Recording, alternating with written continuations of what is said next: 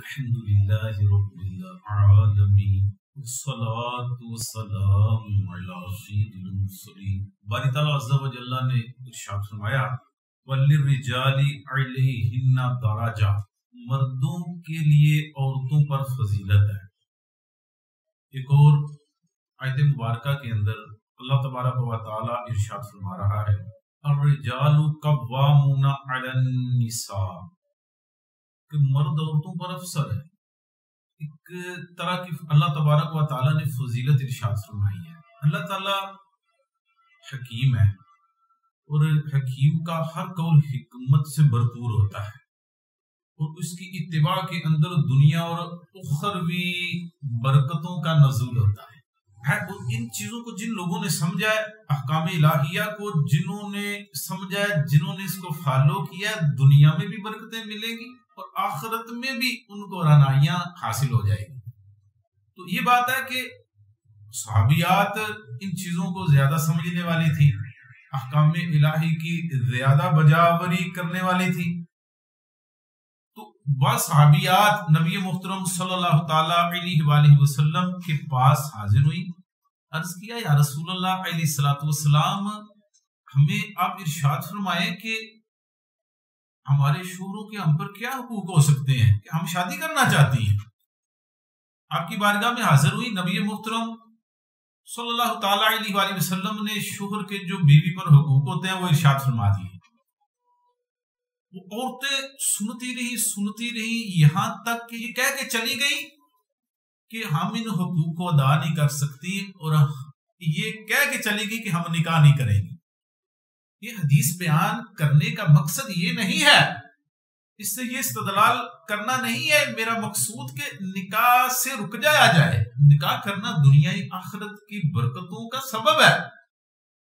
بیان یہ کرنا ہے کہ ان کا خوف خدا کو دکھانا ہے کہ یہ صحابیات حقوق شوہر کے حقوق ان پر عائد ہوتے ہیں، اس سے خوف کرتے ہوئے کہ کہیں ان حقوق کے اندر کوتاہی نہ ہو جائے، انہوں نے نکاح ترک کر دیا. لیکن اس کے برعکس آج کی عورت کا معاملہ اس سے بہت الٹ نظر آتا ہے.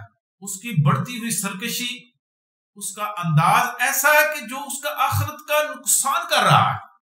یہی وجہ ہے کہ نبی پاک صلی اللہ تعالی علیہ وآلہ وسلم نے ارشاد فرمایا، جب معراج سے آپ واپس تشریف لائے تو آپ نے ارشاد فرمایا کہ میں نے جہنم کے اندر اکثر عورتوں کو دیکھا ہے.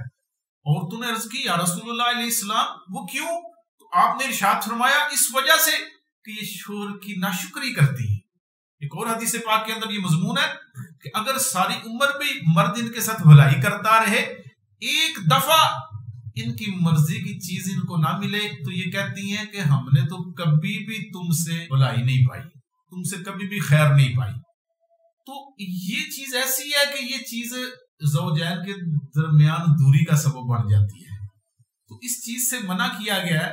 عورت کے اوپر جو شوہر کے اتنے زیادہ حقوق ہیں ان کی بجاوری کی طرف شریعت مطہرہ نے ہم کو ترغیب دلائی. نبی پاک صلی اللہ تعالی علیہ وآلہ وسلم نے دوسری حدیث پاک میں ارشاد فرمایا کہ مرد عورت کو اپنے بستر پر بلائے اور عورت نہ آئے، اور شوہر اسی غضب کی حالت میں، غصے کی حالت میں رات گزار دے تو ساری رات اللہ کے فرشتے اس عورت کے اوپر لعنت کرتے رہتے. اس چیز کو دیکھیے، شریعت کے مزاج کو سمجھیے کہ کیسے حقوق مرد کے عورت کے اوپر عائد ہوتے ہیں. اس کے باوجود بھی آج نئی روشنی کی صورت میں ہر عورت یہ کہتی ہے کہ اپنا تقابل مرد کے ساتھ کرتی ہے کہ اگر وہ یہ ہے تو میں بھی یہ ہوں، اگر اس کے یہ حقوق ہے تو میرے بھی یہ حقوق ہیں، اگر اس کی یہ شان ہے میری بھی یہ شان ہے.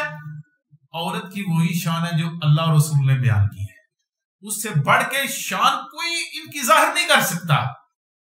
نبی پاک صلی اللہ تعالی علیہ وسلم نے ابھی میں نے آیت مبارکہ تلاوت کی کہ مردوں کو عورتوں پر فضیلت دی ہے.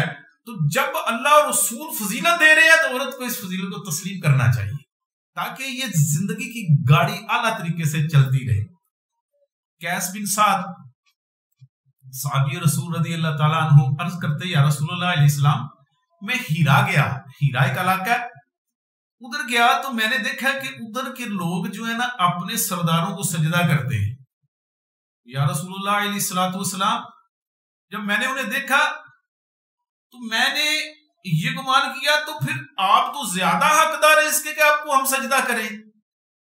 تو نبی پاک صلی اللہ تعالی علیہ وآلہ وسلم نے ارشاد فرمایا اے قیس اگر یہ معاملہ ہو جائے کہ تم میری قبر کے پاس سے گزرو گے جب تو کیا میری قبر کو سجدہ کرو گے؟ عرض کیا نہیں. تو آپ نے ارشاد فرمایا کہ پھر مجھے بھی سجدہ نہ کرنا.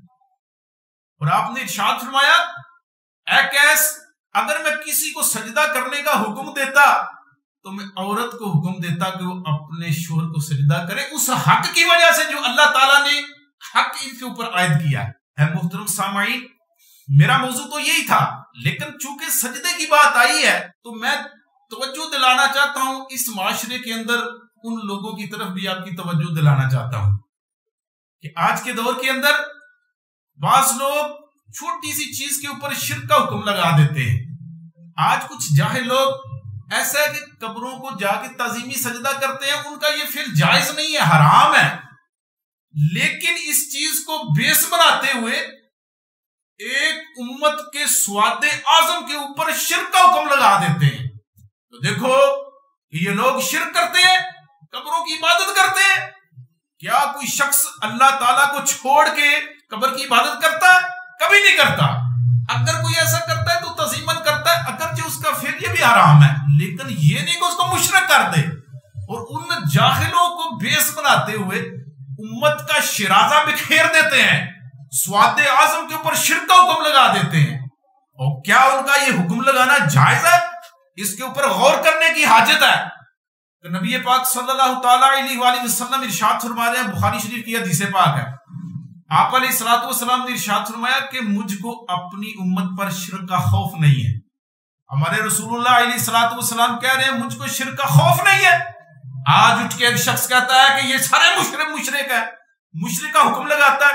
سرکار فرما رہے ہیں، یہ سرکار علیہ الصلوۃ والسلام جو احکام شرع ارشاد فرماتے ہیں یہ کیسے فرماتے ہیں؟ ان کا یہ فرمانا ایسے ہے کہ اللہ تعالیٰ قرآن پاک میں ارشاد فرماتا ہے وَمَا يَنْطِقُ عَنِ الْهَوَىٰ إِنْ هُوَ إِلَّا وَحْيٌ يُوحَىٰ کہ یہ جو میرے نبی ہیں یہ اپنی مرضی سے نہیں بولتے بلکہ یہ جو ارشاد فرماتے ہیں یہ اللہ تبارک و تعالیٰ کی جانب سے وحی ہوتی ہے.